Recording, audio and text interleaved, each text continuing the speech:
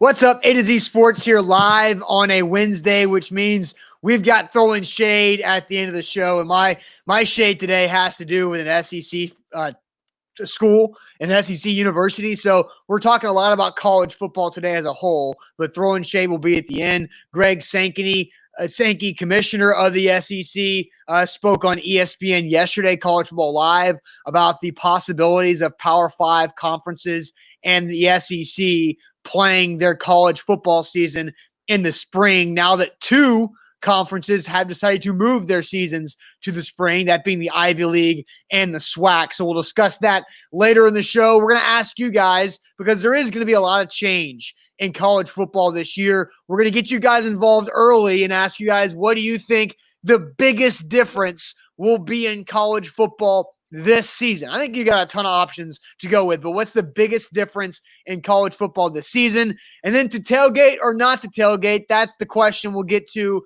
later on in the show as well. Greg Sankey also had something to say earlier in the week about tailgating in the SEC. So a lot of college football SEC talk today. Zach, welcome in. Let's get this thing rolling. Yeah, plus shade. You got your shade? Oh, I've already teased my shade. Maybe you weren't paying attention. Well, I got two shades. One happened yesterday. Well, actually, both of them happened yesterday. But I'm bringing back an oldie. I got into a verbal discussion, whether you want to call it an altercation. That's in the eye of the beholder. But HOA, Homeowners Association, they've just sprung something on the entire neighborhood, and I had to give he's not the president, but he runs the management company that runs my homeowners association, a piece of my mind, and it was pretty funny. I made a joke, and he didn't laugh. So got shade on that. Look, I could run for president and shake up this entire thing. I still got to figure out if I have time to do that. Yeah, I don't think I, as your business partner, want you to spend time as you do a lot of things that I don't want you to do. I've got to make some changes. We will figure out at the end of this show if I need to run for president for change, okay? Because this thing, it's going to affect my life in a great way, twice. So that's all I'll say. Got a lot of shade, got a lot of good content coming your way. We're going to be talking about the college football season. I want the college football season to happen so damn bad. I do. But we got to get through a lot of Corona bros, and we got to get through a lot of different levels of college football. So we will talk about that. Before we get going, though, please share the show. Bottom right corner of your screen, if you're watching on Periscope/Twitter, we need to pop up in your Twitter followers timeline. How that works out is you push those three little dots, retweet the broadcast. We need to pop up in your Twitter followers timeline. Also, Facebook, what's going on Facebook? More people will pile in over the next 5 to 10 minutes, and as you guys do, please share the show, share the broadcast. We need to pop up in your Facebook friends newsfeed. Sharing is caring, and we'll get this party started here very shortly. Yep, let's get it going officially. Welcome into A to Z Sports, powered by TennesseeTickets.com. I'm Austin Stanley. He is Zach Bingham. Make sure you follow us on Twitter at A to Z Sports, like our Facebook page at A to Z Sports Nashville. We are Nashville's on-demand sports talk network. We go live every weekday morning at 8 Central Time. Got to thank our sponsors because they make everything happen for our show, for our business, and for you guys. RentersWarehouse.com, the professional landlords in the Nashville area. RentersWarehouse.com is where you go to find out how much your home can rent for. Mandu, the Pulse of Fitness. 1 15-minute workout at Mandu equals 5 hours in the weight room. The science is real, and your first workout is free at Mandu.com. The Tucker Agency, Nashville's independent insurance agency. Save money by going to TuckerTN.com. And if you need some new flooring, hardwood floors and finishings, right there at CalvinandSuttle.com. Please check them out. And the Bone and Joint Institute of Tennessee. That is boneandjointtn.org, the region's comprehensive destination for orthopedic and sports medicine care, boneandjointtn.org. Zach, there will be a lot of changes in college football. That is obvious. So we want to find out what is going to be what we think, in the opinion of you, me, our viewers, our commenters. What is the biggest difference going to be in this college football season? Because the Ivy League and the SWAC, those are two conferences that have already decided to move their college football season to the spring of 2021. Now, we'll talk more and we'll hear from Greg Sankey specifically on the thoughts of the Power Five and the SEC potentially doing that. But Zach, I'll toss you the question to start. What do you think will be the biggest difference with college football during this COVID-19 pandemic? Yeah, I'll grab that toss. I'll get in the triple threat position, and I'm going to toss it right back to our viewers because I just posted that thing on Facebook.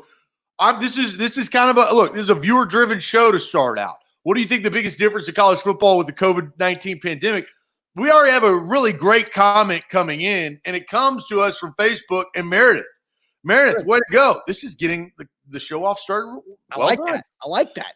Meredith says, it seems to me the idea of no fans versus tailgating doesn't really make sense if your goal is to not spread the disease/virus. What are your thoughts? Meredith, you bring up a very good point.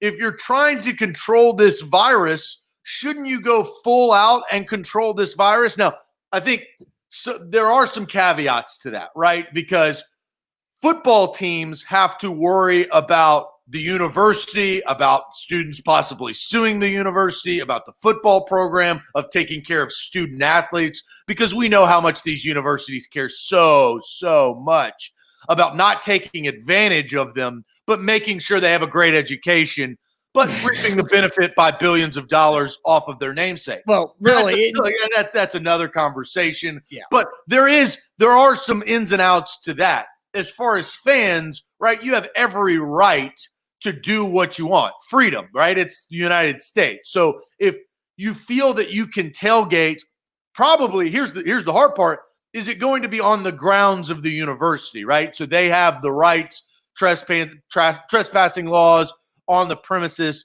to make sure everybody is safe. But she brings up a good point, Austin, right? If you're going to try to control the disease, you might as well just have players and coaches out there and nobody within 50 miles because this disease is so deadly. Okay, so it's hard to avoid the comments that you just made while talking about this, but I think with college football, we've already seen several big changes, right? Because now the Big Ten and the Pac-12, the Big Ten selfishly, in my opinion, went early and said, no non-conference games. So they're only playing conference opponents. They're saying screw the group of five smaller conferences and screw the other, like the Ohio State, Oregon, that would have been such a great game. Notre Dame versus a couple Big Ten schools and Pac-12 schools. Those games will not happen. Like it was going to be Notre Dame, Wisconsin, and Lambeau, and Notre Dame versus USC, which is always a classic. Notre Dame, Stanford. Those are not going to happen. So the Big Ten said, screw all that. We're going to protect ourselves. And the SEC, I think, smartly is doing a good job of waiting and making the decision when the decision has to be made. And I think Greg Sankey, the commissioner of the SEC, is showing that he is the strongest leader in all of the Power Five college football, and nobody else is leading like Greg Sankey is at this point. And there's been some floating around conversation about that is. Why do I think that is? Yeah. Well, the SEC is the most powerful conference. It's the best conference when it comes to on the field and the passion behind the SEC football. And I think Greg Sankey makes no difference to him, right? Nashville's a thriving community, but we're shut down for the next several weeks. I just think Greg Sankey's a really smart guy, and he's shown himself over the first several years of his tenure following Mike Slive that Greg Sankey's a really damn good commissioner of the SEC. And everybody, there's some discussion about should Power Five conferences have one overall commissioner that makes rules above everybody, so it's not split between 5 different conferences and all the different ADs and commissioners. I think Greg Sankey does a good job of listening to his ADs and the school presidents and then leading as well. He's a good voice. He speaks well. We'll talk about that later on with his thoughts about spring football. But yeah, Greg Sankey's doing a great job. So I think what the best case scenario for college football is that the biggest difference in this season is very limited fans. I think that's the best case scenario. We already know there's not going to be full capacity in stadiums. We heard a report, Heather Dinich on ESPN. Zach said yesterday that the state of Texas is planning for 50% capacity. I saw Trey Wallace in Knoxville say that the University of Tennessee has sold 56,000 season tickets. So how will they handle those? So I think capacity in the stadiums will be a lot lower than 50%. And if that's the biggest difference in college football outside of what the Big Ten has done, that's a big time win for the entire scope of what college football is. I want to read some comments because we had some good comments rolling in here on Facebook and on Periscope. Also, I think it's going to be tough because let's say Tennessee sells those 56,000, which is about half of Neyland, right? They've already sold them, yeah. So right, give or take. So they've taken their money. The university is going to probably get some backlash from some people, right? Everybody thinks about this virus differently. Some backlash on if people get the virus because they are in stadiums, right? Tennessee is going to feel the heat from that decision. Nobody else, right? And so they have to weigh that of how people and the perception of what this virus can do. You just sold 56,000 people availability to go be susceptible to getting COVID-19. And that's also a lot of those sales happened before the pandemic. A lot of the sales. I get it, but you had time to prepare. As you said yesterday on the show, you can go ahead and plan. I'm not saying I agree with that reasoning. I'm just saying some people will hold the university accountable for putting fans in harm's way because of COVID-19. So I just want to give that. Okay, that's fine. And so I have a response to that. We also want to get to more of your comments. What do you think the biggest difference in college football will be this year? Again, what do you think will be the biggest difference in college football this year around this COVID-19 pandemic? Before we get to that, let me tell you guys about a great new sponsor that we've unveiled this month, Zach. That's the Bone and Joint Institute of Tennessee. boneandjointtn.org is where to go. They are the region's destination for comprehensive and orthopedic and sports medicine care. That beautiful building right there, everything happens under that one roof. You might have had an injury in the past, guys, where you've had to go see the doctor at his office, his or her office. Then you got to go get an MRI or a test imaging done at a different building. Then you got to go to a different building for surgery. And then you got a whole different rehab center. Well, at Bone and Joint Institute, everything, boom, right there in that building in Franklin. Boneandjointtn.org is where to go. They got over a dozen doctors who are fantastic, specializing in several orthopedic and sports medicine areas. So boneandjointtn.org. Don't fumble on your recovery. Yeah, I went there a few months ago. Check out my toe. Unfortunately, I have a bone spur in my big toe. Dr. Thomas fixed my shoulder, my left wing. I'm back. I'm back, baby. Years ago, he fixed that thing. I recovered very, very nicely. So trust the Bone and Joint Institute. Here's some comments that I wanted to read. Wesley says, I think the major difference between tailgating and stadium seating is that a tailgate, you're only close to people you know, right or wrong. That's the difference. Nathan says, if we can't have it, how is it supposed to be? I don't want football at all. No fans in the stands equals no football to me. So Nathan is all or nothing, right? All or nothing is that. I mean, that's speaking to something. But what do you have to say? And we're going to talk about the tailgating thing. You said the biggest best case scenario is the fans in the stands or lack thereof. Yeah. I'm going to go a different route. I'm going to go on the field. The biggest difference between college football in 2020 and maybe 2019 is the unknown of the players playing the game. And I'm talking about not all together, but week in and week out. Jared Garantano, let's say that guy gets COVID. I'm just don't bring in a random guy in. Maybe it's Trevor Lawrence. I don't know. He probably has already got it because he plays for Clemson. But that was a joke. But for overall, you're going to have to make tough decisions. And that just is not going to happen in college football. But how are you going to play against Florida if 3 days before the big game that really can decide your season, your starting quarterback comes down with COVID-19? That's going to be the biggest difference. It's the fear, and I hate it because I think about COVID, but it's just going to bring more fear to fans now because their favorite team, the unknown of the lineup and the roster. Yeah, I mean, that's definitely something to look at. I want to bring up Nathan's comment again. He says, if we can't have it how it's supposed to be, I don't want football at all. No fans in the stands equals no football to me. Like, that's just a stupid comment from Nathan, and he's probably lying to himself. Or he was like or he's a really good comedian and just got both of us and some people in the comment section fooled by how dumb of a statement that is. People will watch college football on TV because 100 times more people watch it on TV than they actually go to the game.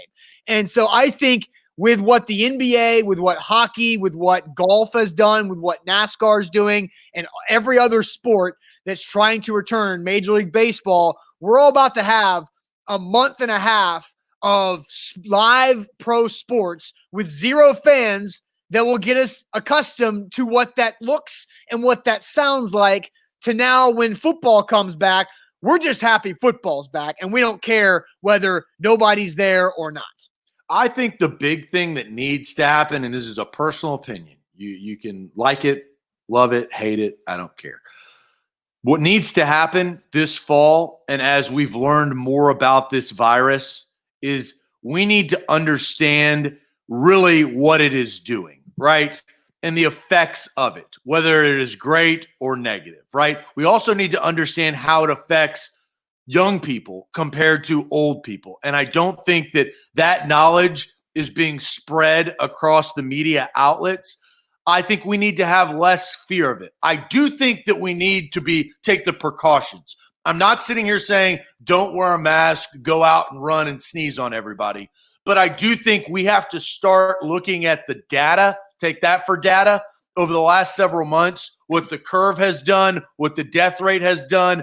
But the hard part is a 25-year-old kid could have, like Trey Smith, right, could have blood clots in his lungs.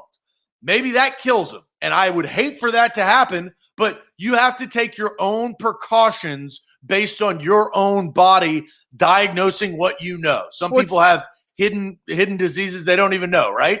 Right. It's all about liability, right? Because you brought up it's on because you made the joke about how all these schools and athletic departments care so deeply about their student athletes' opportunity for education, right? That was your joke there, but it is a liability thing.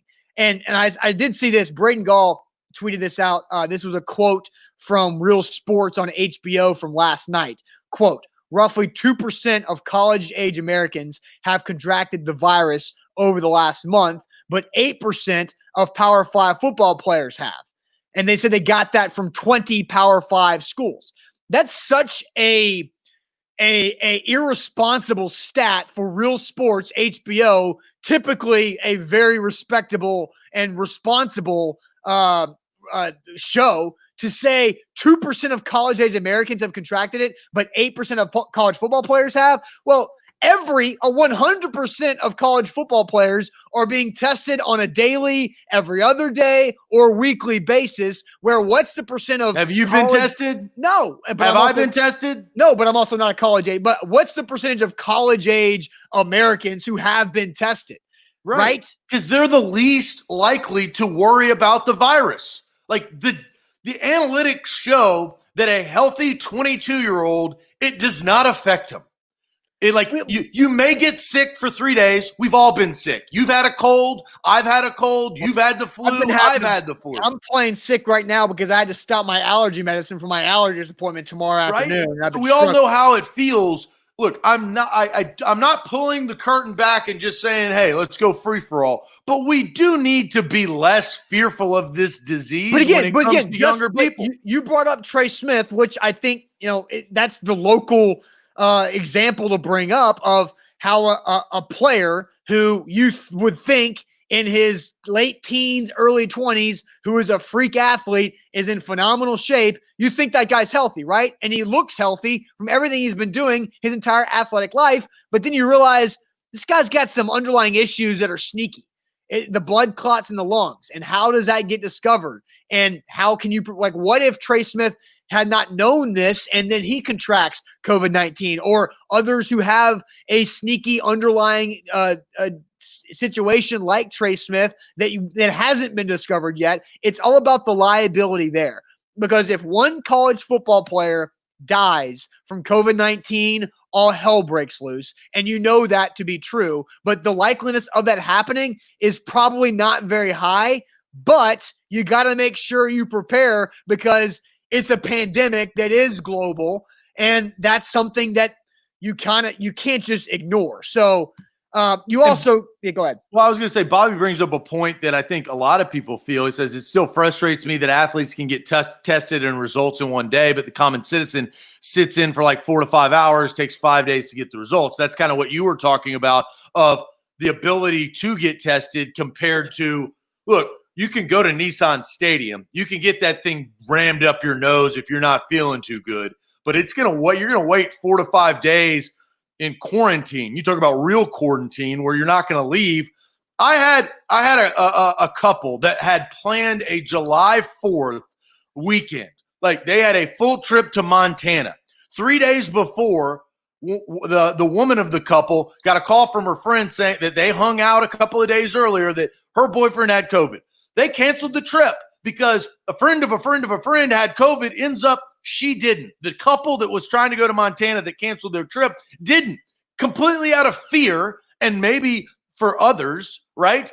They had to cancel and lose a lot of money because of this disease. A lot of people, I think that it is for college athletes, we are going to truly find out the spread. If one guy gets it during practice, let's see how many people get it. We're going to find that out, Austin, right? But we might not, because what's the University of Georgia doing? They're not telling anybody anything about positive tests. They're not saying positive or negative or numbers or anything. Nothing. You see the vagueness. Like, of course, you heard LSU and Clemson say, oh, we had 28 student athletes test positive this week. Tennessee has said, oh, there were 2 basketball players that tested positive, 0 football players. And then once some football players did test positive, what was the report from the University of Tennessee? It was several. Or is that smart or stupid? But again, like, I'm just responding. I'm asking your personal opinion. Is that smart or stupid what Georgia's doing? It's beneficial to Georgia. I didn't ask you that. Is it smart or is it stupid? Well, who are you? Who am I? Is it smart or stupid for, am I a part of the Georgia football? No, you're Austin Stanley. Form an opinion. Well, I have to look at the perspective, because it's your perspective? It's a smart decision for Georgia to do that. It's not transparent, and I prefer transparency. So you say that would be yes. So you are against that in Austin Stanley. That's what I'm asking. But for Georgia football, I get why they're doing it. For Tennessee football, being vague about how many student athletes and how many college football players tested positive is beneficial to the University of Tennessee. Yeah, and I personally, I think it's smart. Like, I'm okay with them hiding the full and not giving us full information, because it lessens the fear of everything else. We get enough false information, right? A guy who was in a car accident in Florida was counted as a COVID death. That's a big problem. And yes, God knows that one mistake, that's been replicated probably thousands of times.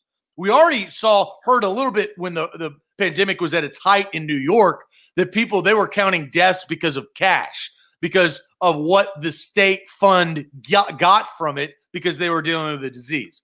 That's my issue, is that we have a lot of fake news, fake data, fake analytics.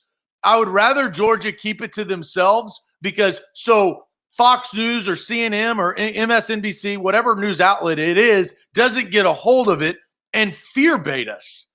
Because they'll do that, right? ESPN will do the same damn thing. They'll take that information that Georgia, if they were to put it out there, and they'll twist it. They will twist it like a twist top. Spin zone, yeah. And so Georgia is smart. I applaud Georgia. I think it should keep them in-house. I think they should do it with the information of what they want. They should protect their players as they see fit. Their players and their parents have instilled the university to take care of their child, right? When they sign on those dotted line, this is just another extension of that. And I'll say this, because going back to the Real Sports HBO stat that I think is irresponsible, saying 2% of college-age Americans tested positive when 8% of football players have. That's stupid, because 100% of football players are being tested, while not near that number of college-age Americans are being tested. So I also think when you're, and Greg Sankey touched on this a little bit too, and several people have, college football players, when they're on campus, are getting great care when it comes to medical, athletic training, dietitian and nutrition, and testing, right? They are probably safer there than they are in their hometown. And it goes for anybody. I think a college football coach is safer on campus around the facilities than not. Because I know the most of personalities of college football coaches are very tunnel visioned on football, and they probably, like, if college football coaches did not have a hospital attached to their university, those guys probably would not get their physical. They're not going to get their physical for like every 10 years until their wife begs them and makes them go. That's just how college football coaches are, right? But now they're on campus and they're being forced to go through whatever the testing protocols are, and they're being in the facilities that are being scrubbed, cleaned, and we'll talk about our new sponsor BioPure tomorrow and how they can help out a lot too. But those places are being very, very careful, and there should be safe places to be. All right, don't go anywhere, because we're about to hear Greg Sankey talk about the possibility of spring football. And this could throw a big-time wrench in a lot of things if this, in fact, happens. We all know what the Big Ten did. We all know what the Pac-12 and the Ivy League and the SWAC, whatever the hell the SWAC is. But all that they've made decisions. Greg Sankey talks about Power 5 and SEC possible spring football. But first, I'm going to tell you about the Tucker Agency. The Tucker Agency, right there. You can see it on your screen.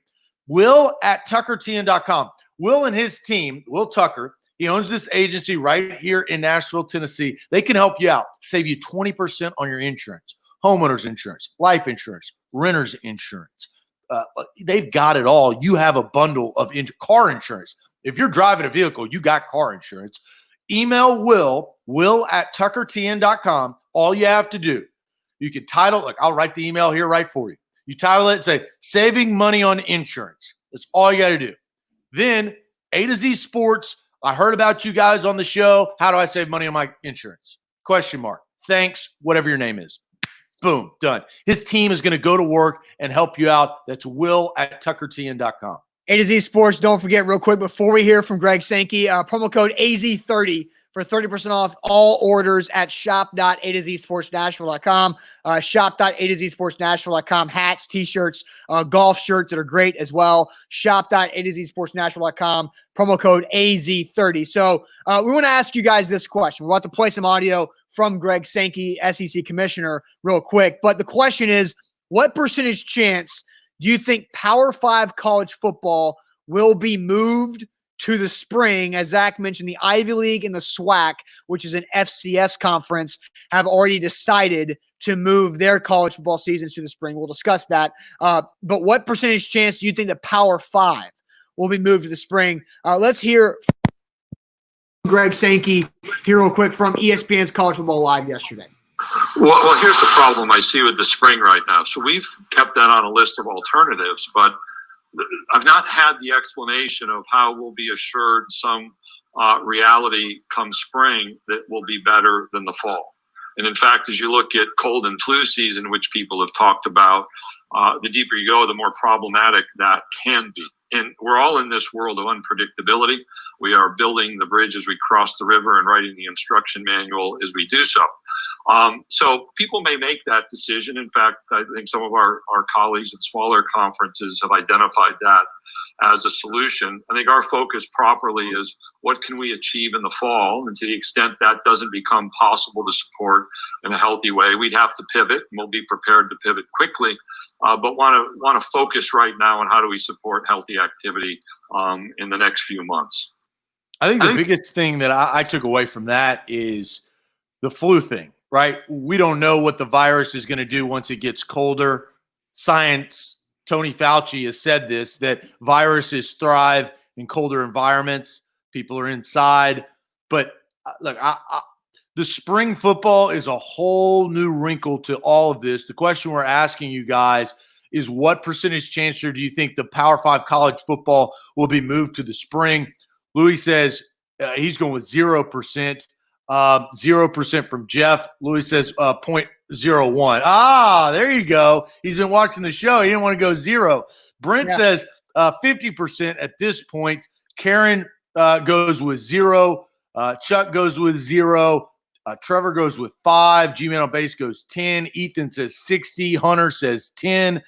Very low percentages besides Ethan. And getting to know Ethan's opinion on this virus, he's probably inside right now. So Ethan, expand on your 60%, if you will. Tony says the team is already practicing together. No reason to move to the spring. Test players day of game. Let them play if they are negative.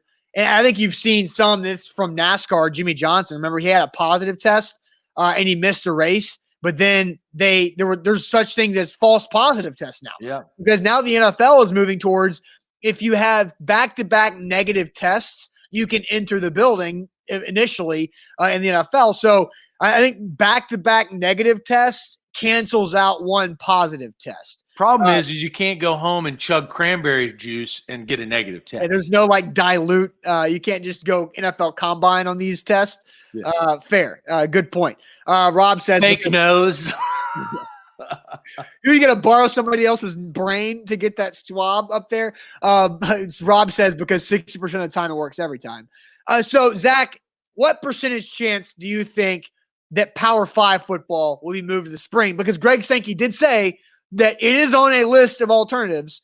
And we heard Mark Davis, when we talked about the NFL earlier in the week about this, he said option 3 is to cancel the NFL season. But for Greg Sankey, the spring football is on a list. We don't know where or how high, but it's on a list. So what percentage chance do you give this option? Yeah, and Johnny Lee says 1% because I hate the answer 0%. I'm actually a lot higher than 1%.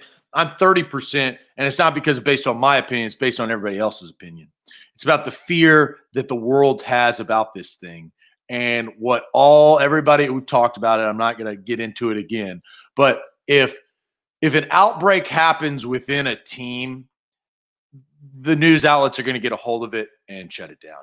The ESPN will force a shutdown based on criticizing and complete clickbait to try to get people to pay attention to ESPN because they have I'm not going to label them a certain way, but they have a certain way of looking at it. So I'm a 30% because, Tennessee football or Florida football or Alabama football, USC, whatever it is, Ohio State.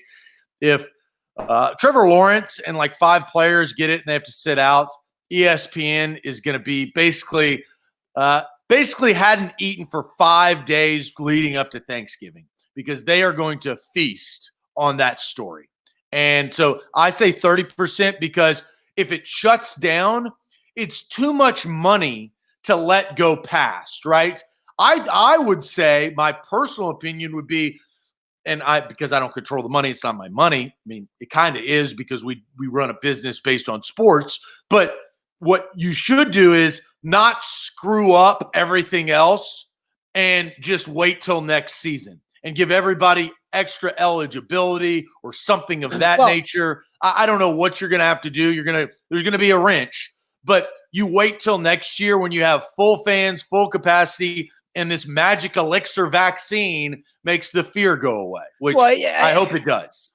I'm gonna ask you Brent's question here in a second, but if the NCAA did come out and say if a college athlete decides to opt out of this season, that their scholarship will still be honored, which I think is a big deal because, we keep bringing up Trey Smith because he's a high profile example. If Trey Smith says, you know what, it's not worth my blood clots to play this college football season, but I'm about to graduate or I'm about to get my master's because he's a senior, then I think for Trey Smith being able to know, hey, I can stay in school and progress towards my degree and not have to just because of opting out. That's the best part about America, right? You have that right to choose. And not every country you have that right to choose. Trey Smith, best believe if he was in another country, his ass would be on the front lines. That's just how it works. Sorry about you. If you die, you die.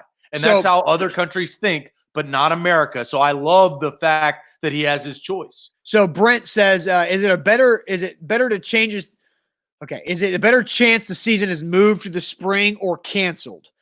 Because Zach, you kind of just, I don't know, I don't want to put words in your mouth, but you can clarify. You kind of talked about, say, just screw it, wait till next year. Do you mean canceling the 2020 season? That's what I would do, but I don't control the money. They're gonna have to figure out a way to play, but isn't it gonna shake everything up?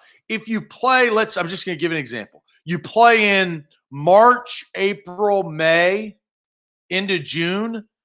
You're going to turn around these kids with the player safety and CTE looming that we've all been talking about for all these years and contradict everything that you're about and make them play 2 months later? Well, yeah, and that was something I was going to bring up too, because I've heard reporters say that in talking to coaches, coaches would be so against a spring football season because it messes everything up. If you get a pretty good, because also in the spring, any draft eligible player or a player who thinks they are draft eligible, because there's only like 250 draft picks, but there's about 4 times that many players who think they're going to be drafted.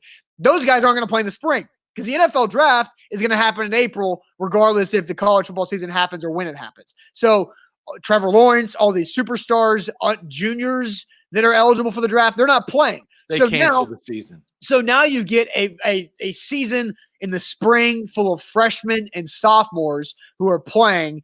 And if one freshman or sophomore tears his ACL, pops an Achilles, breaks an ankle, whatever it might be, they're missing 2 years of eligibility because they're missing their spring season, and then they're not going to be ready and healthy to get back for a fall season. So coaches are highly against this. But I disagree with your thought of they would cancel the season first before they would go to the spring. They will go to the spring before they flat out cancel.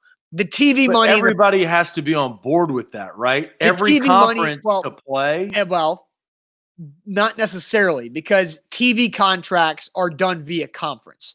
So the SEC will want to get whatever TV revenue they could possibly get. To play for what? To play for TV money and for a conference title. That the fans don't care about that. They care about national titles. I'm not talking about fans. I'm talking about schools. Fans watch the games. I know, but fans are going to watch the games on TV, whether it's what are you playing for? You know how many fans watch preseason games because they're exhibition and nobody cares about them?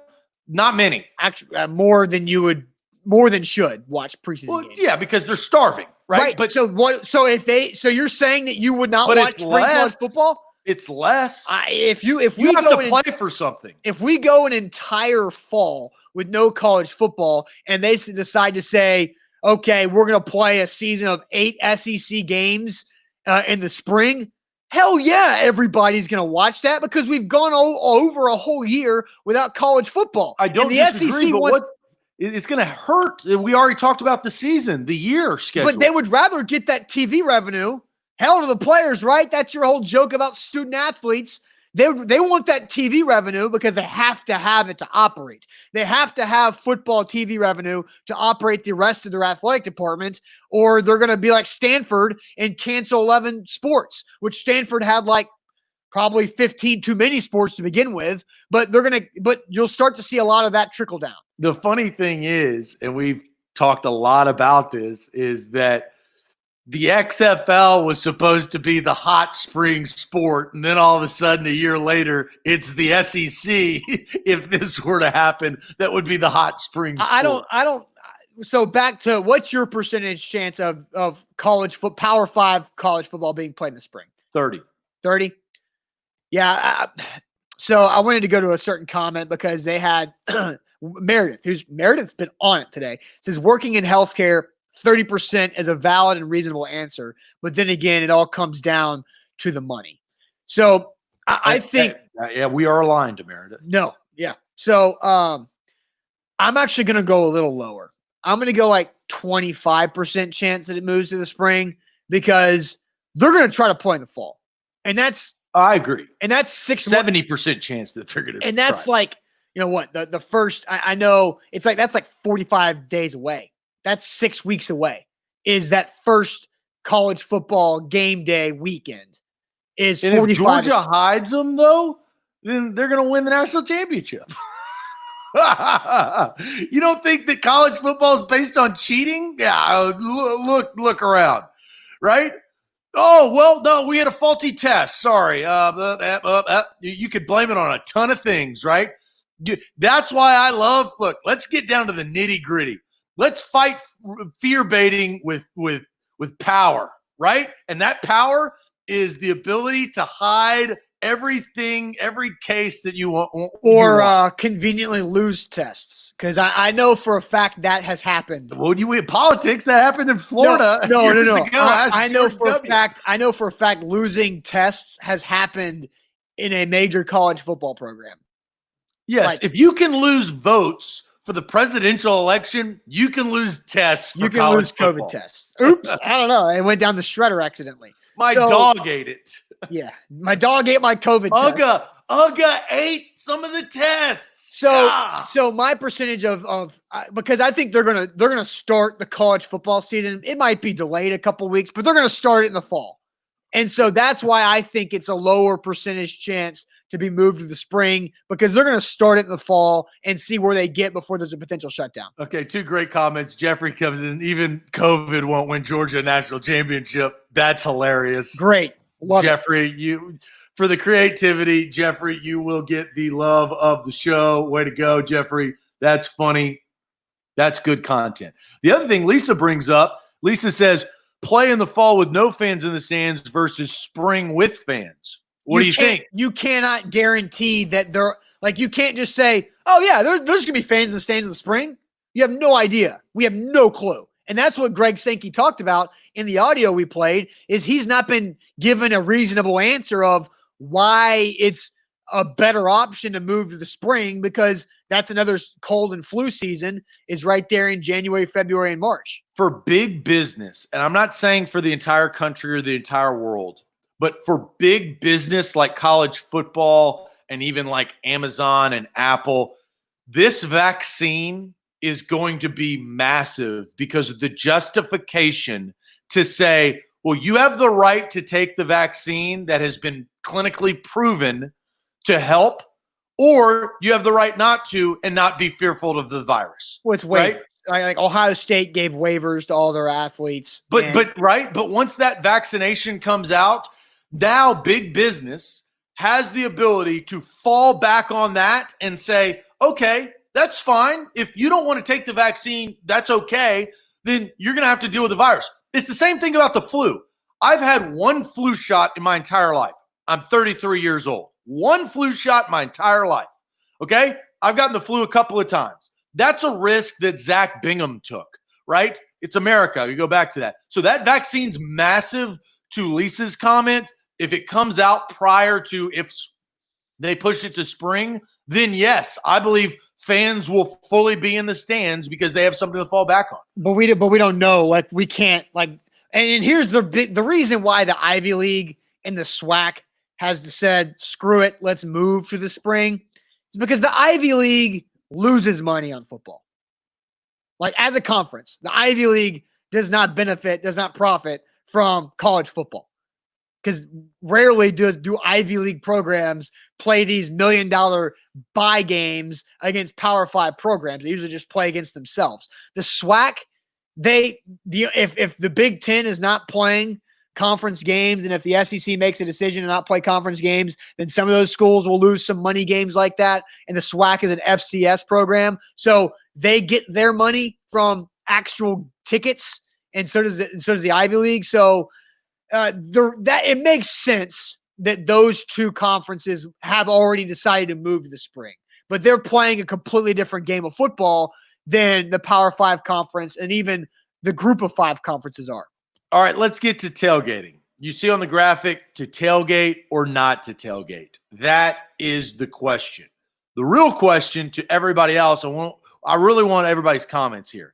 Would you tailgate for a college football game that you can't attend, right? If it's 50% capacity, would you go and tailgate if allowed? Because I got a feeling some universities are going to shut that down because it's on their premise, right? So would you tailgate for a college football game that you can't attend? I think it's a great question. Yeah, we'll get to your answers. I see them flying in already. But first, let me tell you about Renters Warehouse. RentersWarehouse.com is where to go. They're the Nashville professional landlords in the greater Nashville area. RentersWarehouse.com is where you go to find out how much your home can rent for. So many different ways I've told you guys about how you can use Renters Warehouse during these times. Another way is that maybe your mortgage is kind of kicking your ass. You've lost some income. That's okay. A lot of people have. You can actually save your home instead of panic selling it because it's too expensive. Rent out a cheaper house at Renters Warehouse and then have them rent out your house to help you actually create some more income. RentersWarehouse.com is where to go. There's no binding contract, so it can be for a short time or a long time. RentersWarehouse.com is where to go. Great question that we're getting a lot of answers that I was really surprised about. Would you tailgate for a college football game that you can't attend, right? Yes. So this goes to really what school you're rooting for, how passionate that you are. I mean, this really puts you to the fire. Let's go through these. Matthew says no. Johnny says no. Dude Man Whoa says absolutely. I like that comment. Dude Titans Man for Life says absolutely not. So this is why it's a good question. If you have an absolutely and then an absolutely not, that's pretty good. Scott says no. Nardo says thumbs down. David says no. Bobby says nope. Matthew says, I wouldn't tailgate even if I knew they were going to take my temp before going in. Drinking makes your top body temperature go up. Maybe Matthew has a point there. Yeah. It hurts your immune system. Unless you're drinking bourbon and whiskey, maybe make your temperature go up. Chuck says no. Hunter says 100%, and we will tailgate as close as legally possible. So you got right there. Kelkin says not driving 2.5 hours to Knoxville to tailgate. Can do that at my house. Puka says no. Danny says love to tailgate, but don't see the point unless that you're playing it on the Jumbotron. And maybe that's it, right? We've seen the Preds in Stanley Cup games and playoff games. They set up a big-ass screen to do. So, Austin, I will ask you the same question we've asked everybody else. Would you, Austin Stanley, tailgate for a college football game in Knoxville, Tennessee, Florida, Vols, big game of the year, trying to set the landscape of the SEC East, but you can't go? I mean, let's just say this first. Tennessee, Florida could be the first game of the season for both teams. I mean, if the SEC decides to go conference only, that would be it's a lot of juice. That's a lot of juice to say. Let's do it. Now, the situation that you presented to me is the same as Kelkin's, is that I'm probably not going to drive 2.5 hours to go get drunk at a tailgate when I could just easily get drunk at my house or a friend's house while watching the game and enjoy it that way. Because the part of tailgating is the company that you're with, right? Now, and I saw Ethan say, what if? Hold on. Ethan said pre-COVID? Yeah, tailgating's half the fun. I mean, I went to Tennessee. Tennessee had awful football teams while I was there. The best record was Lane Kiffin 7-5. But yeah, I tailgated and didn't go to the game probably half the time. And so that's just part of the college experience. I'll give you a scenario. Okay, give me one. 6 of your best college buddies have all decided to go and tailgate for that game. Knoxville, Florida. They're not going to the game. You don't have a ticket. You can't get in. You're not a part of the 56,000 season ticket holders. They are like, hey, Austin, you want to go tailgate, but we can't go to the game? What's your answer? I would be intrigued. Yeah. I mean, I would definitely be intrigued. They could easily convince me if they did a good enough sales job. So your answer is yes. Well, and look, but that's the scenario. I'm not talking about you driving by yourself to drink beers alone right outside of Neyland Stadium and not go to the game. Let's be honest, right? You're going to go there just like you would for a game and meet up with people that you like to hang out with, that you're connected with, to root on your favorite team. Well, here's a very realistic situation is I live 1.5 miles from Vanderbilt Stadium. Tennessee comes to Vanderbilt, supposed to this year. Will I go tailgate Tennessee Vandy down the road from my house and not go to the game? I did that 2 years ago and walked. Would you do it with COVID lurking? I would be down for that. Absolutely. Both of your answers are yes. Just commit. No. The answer You're of fence hopping right now. No, I'm not. No, I'm not. If it's down the street from my house, or if I lived in anywhere in Nashville and it was Tennessee at Vanderbilt, that's a very doable situation. I know 6 of your college buddies, and if they wanted to come say, hey, Stan Man, come on, man. We're going to have a great time. They didn't call me Stan Man. We're going to have a great time. We're going to party. It's going to be fun. Bring the wife. Like, look, we're going to relive because COVID can't keep us down. We really want to see you, man. It's been a long time. Rob says I'm on the seesaw again. I'm on the seesaw. Yeah, you are. There's a 2.5 hour commute, a 5 hour round trip compared to a 10-minute walk round trip. Like, but all your buddies are begging you to go. But again, like Zach, you know what we do. I haven't been to Knoxville for a football game since 2015. Well, just because you haven't been in a while doesn't mean why you am I going to go now? Like I didn't go to Gulf Shores since I was a Cabana boy at 22, and I went a couple weeks ago. Right, but okay, but you go to Ole Miss. But like the point is, I don't go to Tennessee games anymore. I went to Texas A&M in 2016. That's the last college football game I've been to out of town. And so because of what we do on Sundays with Titans coverage, I don't go to Knoxville because I know it's going to make my Sunday miserable. And so I try to not do that. But yes, I would go to Vanderbilt to tailgate for that because I've done that the last So two the times. answer is yes. The answer is yes if I don't have to commute. Well, yeah, of course you're not going to fly to Oregon or like Cal to go. Like, we're talking about something that is realistic. And I'm just giving you, and you've given me realistic thing, and the answer is yes. Is your answer yes or no? If I were a Vanderbilt fan, would I tailgate for Vandy home games and couldn't go to game? Yes. If I lived in Knoxville, yes or then no. yes, I would. No, stop if. You don't. You don't live in Knoxville and you're not a Vanderbilt fan. So I highly is your answer yes or is it no? Get off the fence. If I have to drive 2.5 hours, stop iffing. That's the situation, Zach.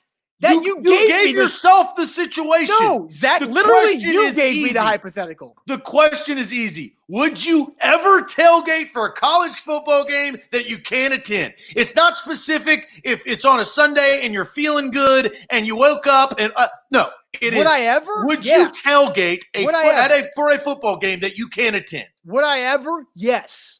But you gave me the specific hypothetical. You tossed it. You created the situation of because you were fence diving. Like, really, I had to because you weren't giving the answer. Oh my goodness! I'm answering your question. I highly doubt I would do it in Knoxville because of the drive, but I would absolutely do it in Nashville. So yeah, overall, yes, you would answered the question already. Tailgate for a football game that you can't attend. Yes, if it made sense to me to. That's good. I don't want any ifs. I'm just going to take your yes. Like, I want you to answer a question, and the game is you can't say if. No. You gave me the damn if, Zach. You gave me the hypothetical. Because you were fit. Because when asked the question, I set up the question for you. You wouldn't answer it. I'm sorry that I use my brain and I'm allowed to. Don't know. It's just a question. My answer. I'll give you my answer. Okay. YES. Yes. Okay. I don't even need an explanation. Yes, I would. I absolutely would. I probably will. If given the opportunity and it lands on a date that we don't have to do our Sunday game day show for the Titans halftime and post-game show, it's going to be great. Yes, I'm there. And you know what? I'm tailgating like a madman in the Grove. Probably at times, maybe not wearing a face mask if I don't have to. Oh, Kelkin says that's an if, Zach, if we don't have the Titans coverage the next day. There's an if. So, but I always do it every year. I schedule. Right, and I don't. So that's the difference between me and you. I make sure that I go. But I go to one Ole Miss game every year. And you have the ability to go to Tennessee games. You just choose not to. Correct. That's I fine. choose not to use my off weekend to go drain my energy, which that's what going to Knoxville would absolutely do. Yes, I'm there. Well, mine's also a 4-hour drive that I'm willing to do. That's fine. And Greg, everybody's making fun of you because you said if. If given the opportunity, Bobby said, hey, Zach said if. I said if given the opportunity because of the question marks of there being a football season. But that's what I said. Does that make sense to you guys? Kelkin says Zach just hates that you don't agree. No, I like you do agree with me. That's absolutely Kelkin's. That is absolutely incorrect. Austin agrees with me. We both said yes. I just don't like when you don't answer the question. I did answer the question. I know. I answered the question with some details. Actually, specifically, I said that I'll probably do it if the Tennessee Vanderbilt game happens, which is an if that we have to say. If the Tennessee Vandy game happens in Nashville, talking about logistical ifs, not college football ifs. Which is a logistical if. No, college football is it's going to happen or it's not going to happen. That was my if. Yours was, well, if it's, a couple of yards away down the street from my house. If I don't have to make a 5-hour round trip, sure. Look, if Gate. We're both yes. Hey, new Tighten Up podcast episode out this morning. We're both yes. Yeah, I understand that. I don't know why you're making this so difficult. You just don't like my answer. Typical, like, and look, I'm not making this difficult. No. I got to state this and then we can move on. Rick says Zach is black or white. Austin's grayscale. Exactly. But grayscale, look, I can be gray. But when you ask a question, like you got to answer it, and you eventually answered it. I'm like, great to go. But like the question and your answer was very simple, and we just had to get there. Zach, I talked through it. This is a discussion show, and you're not allowing me to discuss. Like you're asking me a yes or no question. You were forced to talk through it. If I didn't say a damn word, you wouldn't have come up with an answer. Oh no, bull. Because I presented it the way Kelkins answered it, which I think is completely fair. My goodness. And Rob says under Zach's immense pressure, Austin said yes. I'm throwing out another love. Screw it. I'm breaking all the rules today. Oh my gosh. Yes. You're getting a love for that. Well, you're on Periscope, but you know how much I love that. Greg says yes or no answers only for an entire show, please. That's Zach's You show. can say that's no. Zach wants yes or no answers, and that's it. No, this is what I want. I want when a question is asked, yes and a reason why, or no and a reason why. Not a reasoning that it could be yes or no, so maybe it could go this way or that way if the stars align and we have a full moon that night. Oh, come on. That's not what I said. That's my thing. That's not what I said. If I'm going to go drive 5 hours round trip, I'm going to go to the game and tailgate. We're both yes guys today. We're both yes guys. Zach doesn't like my version of yes. We align. No, I do like it. No, you don't. I wish you would have said yes if it was Tennessee Vandy right down the street. No, if it was in Knoxville. That's what I said in opposite ways. I had to bring up the scenario for you to say that. I brought up Vandy, Tennessee. Incorrect. I brought up Knoxville first. No. Go back, check the tape. Zach, you really want to check the tape? Because how did I start? The reason why you brought up your detailed situation is because I said, I agree with Kelkins that I'm not going to drive 2.5 hours to Knoxville to go tailgate for a game that I can't go to. That's the absolute truth. You would tailgate to a game that you couldn't go to if it was easily available. Yes, which is what I said the entire time. So you got your damn panties in a wad and didn't like the way I presented it. And look, but the answer is yes, you would. It's easy. It's easy. So I gave two scenarios. One's a yes and one's a no. And you can go to the tape, and that's the truth. You didn't mention Vanderbilt until after I mentioned going to your buddies. Because that was the first, because I'm a Tennessee graduate. Why would I go to just any random Vanderbilt game? I wouldn't. That's the situation that we're talking about. Well, and Rob brings up a point. It depends on if is it 11 o'clock game. Do they now have 9 a.m. games because of the crazy schedule? Is it at midnight? I mean, we don't know. So I'll say this: I think 11 a.m. games are the best ones to tailgate for. To wake up, kegs and eggs. Let's get this thing rolling. I like 2:30 games. True. The reason why I'm a Grove guy. If you've never been to the Grove, you can wake up, start drinking at 8. Continue drinking during the game, and then end drinking, and then go to the bar. I mean, it is a full day of kill your body, but a lot of fun. Yeah, but there's something special. Like, when the World Cup's in like South Africa and the games start like 5 a.m., there's something special about waking up super early for the reason to just get drunk and watch sports. Yeah, there's something special though about that CBS SEC 2:30 game. Oh, that music gives me anxiety. It's just the da da da. Just I shake, I sweat, and it just gives me anxiety because nothing good happens when Tennessee's playing after that music starts. All right, so we ended that conversation on a good note.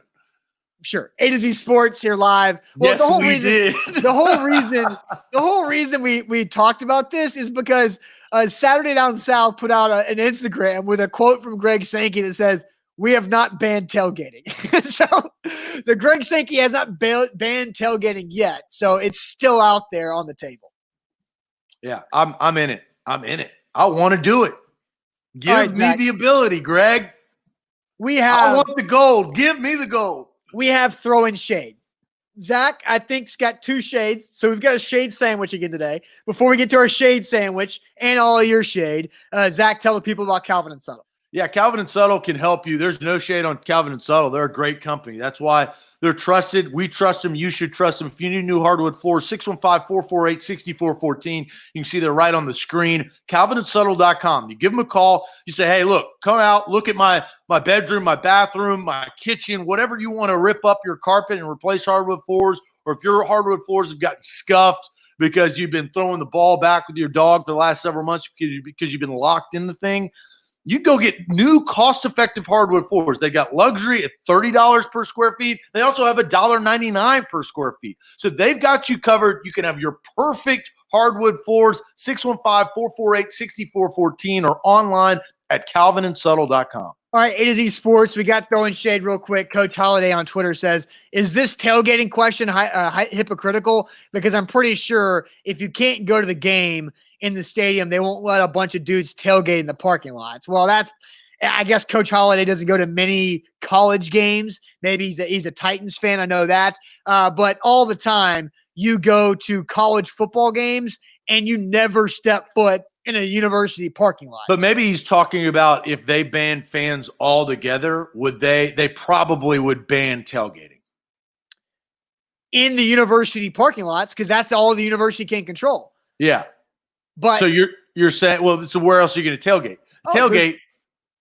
Oh my God. Well, at Tennessee, there's a neighborhood called Fort Sanders next to it that people just sell their own driveways and parking for game day parking that you can absolutely tailgate there. There are businesses on the strip in Knoxville that do that as well. So there's no other groves in Oxford. So yeah, well, the Oxford might be limited, but there are so many places and Greg's correct. Most of the Tennessee tailgating is off campus because the stadium is very close to that line. All right, Zach, you've got shade twice, so I will let you lead off with one of your shades. Yeah, what's your shade? Make sure you comment. Hey, first shade is easy. You can go to my Twitter at @Bada_Bingham. It's my last tweet. Go look at Pro Football Talk. Yeah, 1.6 million followers. They put out an article, informative article, right? Good article. Like it taught probably a lot of people something about when the Titans are going to start training camp, which is July 28th, and some of the protocol going into it. They have the white Titans helmet that they used 2.5 years ago. Like you can get pictures. You got 1.6 million followers. You got a radio show. Mike Florio, do better, bro. You've got enough money to pay whatever outlet, Getty Images or USA Today or whatever, to go get a better picture that doesn't have the Titans' old helmet. Like, no, wrong, incorrect. Stop.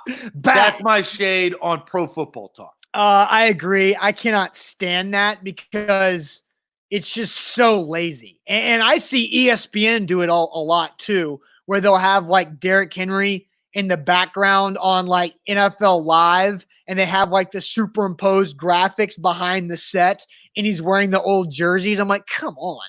It's really rough. I Sawyer says disrespectful. Mookie says do better. G-Man on base rolls his eyes. Before I get to my shade, I'm going to read some of your shade. Trevor says, my shade is on myself. I care too much about the small things, and it's hard for me to let go of things that I should be able to let go of. That's fair and very self-aware, and both of us can relate to that, Trevor. Bobby, because why are the small things not done correctly? I just don't understand. Well, because it's like John Wooden said, it all starts with putting your socks on the right way so your feet are okay, and then, so the small things do matter. So my shade, real quick, Rudy says his shade, or Sean says my shade's on bees. Got attacked by a nest of yellow jackets about 30 minutes ago. So Sean, like during the show, had just been attacked by 30 yellow jackets, which just sounds terrifying. For Bobby, sure. but real quick, Bobby has something that I also do, and I think a lot of people do, especially now. It says throwing shade on making everything political. People can have different opinions without being a dirty liberal or a dirty conservative, but it always goes to that, right? And I think because the world in America has stopped, we now pay more attention to the news to try to get information, probably more so than we ever have, right? I've watched more news outlets than I would if sports was on. I'd rather be watching a lob from J.R. Smith to LeBron James and the Lakers win. But now I'm watching highlights to see how dirty the conservatives are or dirty the liberals are. So fair point from Bobby. All right. So my shade, Zach, is being thrown at Vanderbilt, not the football team, not the athletic department, but being thrown at Vanderbilt University for being just so oblivious to common sense. Vanderbilt University is a collection of brilliant minds, but a lot of times you can be book smart and be common sense dumb. And that is what Vanderbilt is a lot of the time. Let me show you on my screen. This is a great tweet from Cat Moon. So VU's new contract tracing committee on campus is called Public Health Unified Command Center, which is abbreviated in their release about this Public Health Unified Command Center. All of you at home can phonetically sound out what PHUCC sounds like. Zach, you can't do it. Zach, I'm not going to do it. But how freaking stupid and oblivious can you be? Because they typed out PHUCC after the first spelling of it in their press release several times. Like, Vanderbilt, you're so smart, but I swear to God, you're so stupid at the same time. And there are so many different examples.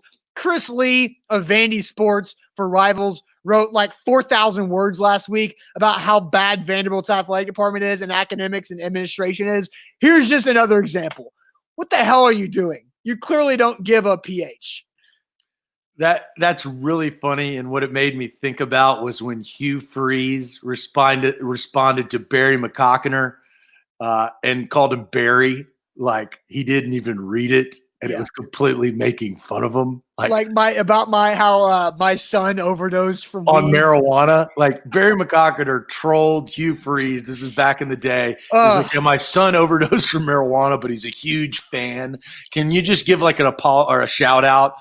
And Hugh Freeze responds back, hey, Barry, thinking about your brother or your son or whatever it was, but realizing it's just complete troll account. Like, look, Barry McCockiner. I mean, that's you've said it several times. It's not easier. It's not obvious. I mean, it's so bad. David says, looks like Vandy needs some super high intensity training. Yeah, exactly. Exactly. What are they going to say of all the people that are offended by that? Right. So they've got to change it. Well, they did change it. That's the best part is after Cat cancel Moon, culture. Well, after Cat Moon brought attention to PHUCC, and that tweet started making the rounds, they changed the abbreviation to just Command Center. So it's hilarious. Twitter causes change. Know that. That is hilarious. All right. So my last shade goes to my homeowners association. So I wake up on Monday morning and I get in my car at some point, and all of a sudden there's speed humps all around my neighborhood. There are 1, 2, 3, 4, 5 speed humps around the circle. I live in townhomes in Green Hills. Just out of nowhere. Like out of nowhere. So I actually called the management company of our homeowners association yesterday. John was just hired in May. And Mookie asked, are you the HOA president yet? No. It's this old fogey named Tony who's terrible. And so it's corrupt. And I'll tell you this, and I explained this to John, spit him some knowledge yesterday. And I said, John, I was like, John, when was there an email sent out about these speed humps that were put in? And John said, well, I believe on Friday, I did send an email, and within that email, there was a mention of speed humps going in. I go, Friday? You emailed me Friday, and speed humps are put in on Monday? I was like, that's waking up. That's like waking up in bed next to somebody and you don't know their name all of a sudden. And he did not like that. He didn't think that was funny. I thought it was hilarious. And he goes, well, I don't know about that analogy, but I mean, I understand where you're coming from. You cannot just put speed humps. Say you're putting speed humps in on a Friday and then boom, Monday morning, there's 5 speed humps around the community. So you're saying the HOA news dumped the speed humps? News dump the speed humps. And the problem with the HOA, and this is big, okay? It's a problem in the bylaws. And I've read the bylaws. I've been to meetings, but this is where they get you. Tony and his 3 cronies, and I hope they can hear me because I'm broadcasting from my house. Tony and his 3 cronies, they're probably, look, no age discrimination, but the facts are they're probably like 75. They have been in office for years. And the reason why is in the bylaws, you have a once yearly annual meeting in November. And if 50 people are not there, you cannot vote on changing the board. In the last 2.5 years I've lived here, I've been to the meetings. No, not even close to 50 of showed I'm guessing over under. I'm setting the over under on 11.5 to around 20. Okay, around 20. And some of the reasons why is because some of the other stuff is going on in the neighborhood. So the bylaws, which were made in 1971, because I made John look that stuff up yesterday, and I said, when were the bylaws created? So he went look, and I go, John, you would not write a will in 1971 and then not change it when you've lived years. at least the 2000s. 50 years. I go, would you do that, John? And he goes, well, it's politics, you know? I mean, I was like, well, the politics is not democracy. The politics is actually a corrupt dictatorship run by our president, Tony. Okay, so how do we get these bylaws changed? And he's like, well, your vote matters. I go, no, my vote doesn't matter because if I attend the meeting and 49 others of my peers do not, my vote literally doesn't count, John. That's a big time problem, John. I can't even run for president. And I go, if I did, I would win, and you know it. And I go, if I ran for president, my first rule, I would say it would be to assess the job you've done, and then reorganize the board. And then the first duty is to rip up those damn speed humps. That's what I would do. So are the speed humps a problem? Hell yeah, they're a problem. The damage that they, like every single time I leave my house to go out into the world, I've got to go over 2 speed humps. Well, and Ethan Range says, what kind of speed humps are they? The super annoying ones? Yes. The short square ones? Or are they the large gradual ones? They're not gradual. They're large and they're humped. So they're like this, not like this. Yeah. They're like this. So they're the cheap ones. Yes. And I know they're cheap because John told me yesterday, he said, well, I was like, the problem is my HOA fee is extremely high. That's another reason why I'm annoyed. But that HOA fee would go up if I had to get rid of those speed humps because it costs money. Yeah. So, all right. So here's the question is, should Zach run for president of his HOA? Should Zach run for president of his HOA and try to overthrow Tony? It would be hilarious, but at the same time, a lot of people would be upset. Okay, so let's discuss this. First, let me tell you guys about Mandu, the Pulse of Fitness. 1 15-minute workout equals 5+ hours in the weight room. The results are real because the science is real. I've got a workout later on today. Very excited about it. I've lost over 20 pounds of fat in a year because of what Mandu has taught me about my body and my fitness. Mandu.com. It's also by appointment only. And it's super safe for these pandemic times because everything is sanitized between every appointment. And it's either you and the trainer or you and one other person and the trainer. Mandu.com is where to go.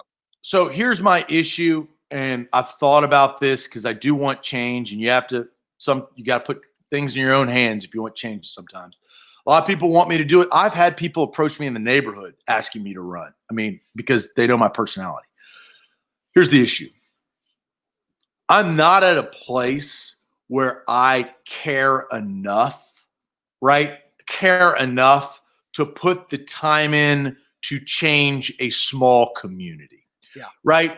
I would rather impact larger audience like the one we have here and grow that and even go beyond that to other whatever as we grow. I would rather concentrate on that. And then here's the other thing. I bought this house overall. I've lived here in 2.5 years. I bought this as an investment property. I'm going to refinance. I'm going to get that rent or that the mortgage is down as low as possible. I'm going to buy another house. I'm going to rent this out because it's close to Vanderbilt, your favorite university, Austin. And I'm going to rent it to some Vandy student. Yeah. Renter's Warehouse. And that's where I'm going to go because that's Nashville's professional landlords. And you know what? I'm going to make some change every month on somebody else running over these GD speed humps every single day, twice a day, 4 times a day. So I think there was a comment that I want to get to because Greg is right. I do not want your attention focused on HOA duties. And I know that we've struggled with that. Look, I want Austin's focus on this as well. And look, we have that. So like, I get it. But there's a big, like what else am I focused on besides my personal life? There's a difference in like personal life. Well, HOA would be a part of my personal life. HOA would take over your personal life. Well, no, it would be a part of my personal life. It would. And I know my dad was the HOA president for his neighborhood for a few years, and he hated it. And it always turns in to being more work and more headache than you originally thought or prepared for. And so that's where you do not want to do this because I'll bitch and moan at Tony because I find that funny in November, and John, I'll have these conversations with him just to know him to feel my presence. But again, I'm going to move out of here probably in the next 2 years, let's say. I'm going to buy another house and somebody else is going to have to deal with it. Right. And so that's why you do not need to mess around with being the president of the HOA. You might be able to do a good job, but it's going to be way more. I would do a fantastic job. But it would be way more of a load that you would be prepared to handle at this time in our business and with what you'd have to do as a HOA president. Yeah. Rule 1, we changed the bylaws. Yeah, for sure. All right, guys. Great day of college football discussion. Great day of tailgating with no football game that you can attend. And then shade sandwich. So appreciate you guys for watching this show. Hope you have a great rest of your Wednesday. I already mentioned it. New Tighten Up podcast episode out this morning with Jack and Austin Huff. Then you've also got 615 Sessions. Buck's got a great episode coming later this week that I believe he's teasing out. So make sure you subscribe, rate, review to the A to Z Sports Podcast Network, wherever you get your podcasts. So we'll check you guys later. Thanks for watching. Have a good Wednesday. Adios.